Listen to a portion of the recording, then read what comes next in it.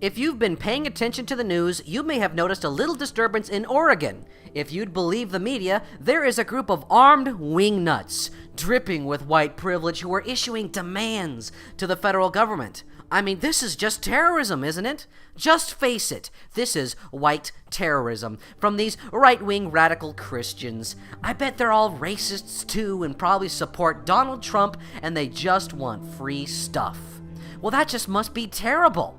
Armed radical terrorists making political demands? Get Cenk Uygur on the phone, I bet he's creaming his little panties right now.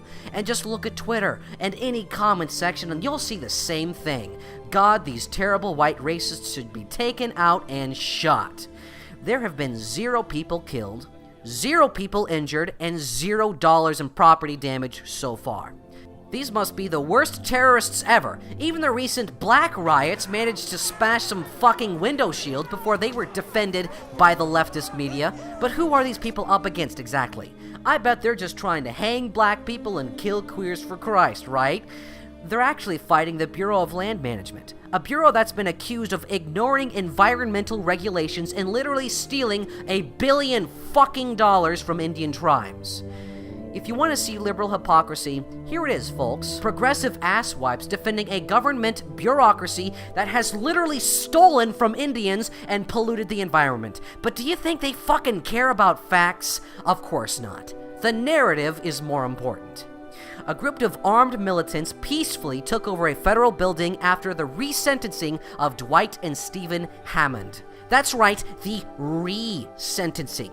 They were charged when they started a backburn to prevent a fire from destroying the family's winter feed. This burn spilt over to public lands and caused less than $1,000 in damage. And for this, they were charged as terrorists under the Federal Anti-Terrorism Effective Death Penalty Act of 1996.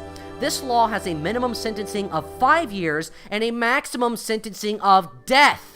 The judge presiding over this case rightfully saw this as a violation of their 8th Amendment rights against cruel and unusual punishment. But the United States Attorney for the state of Oregon, Amanda Marshall, appealed this decision to commute their sentencing and got these men sent back to jail.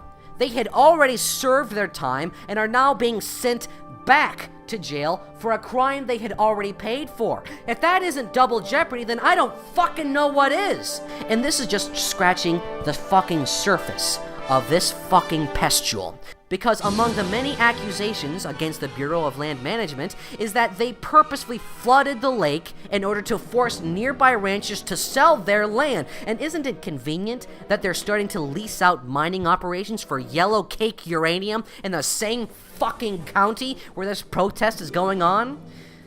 So here we are. It's 2016, folks. It's the current fucking year. The Constitution is in shreds, you have government bureaus blatantly abusing their power against the people, and liberal fuckwits don't give a damn because it's a bunch of straight, white, cisgendered men. The worst part is, I'm not even surprised anymore at how blatant the media's lies are, or how easy people fall for them.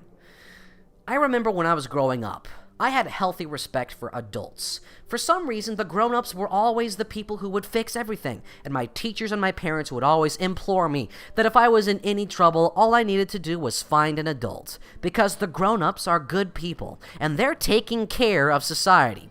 They know what's best for everyone, and they're in charge. Now that I'm older, I've realized a fundamental reality. Grown-ups don't fucking exist. All there are is children with larger egos and pocketbooks. And the only thing I can really think of to respond to this fucking debacle is a quote from Samuel Adams. If you love wealth better than liberty, the tranquility of servitude better than the animating contests of freedom, go home from us in peace. We ask not your counsel or arms. Crouch down and lick the hands which feed you. May your chains sit lightly upon you, and may posterity forget that you were our countrymen.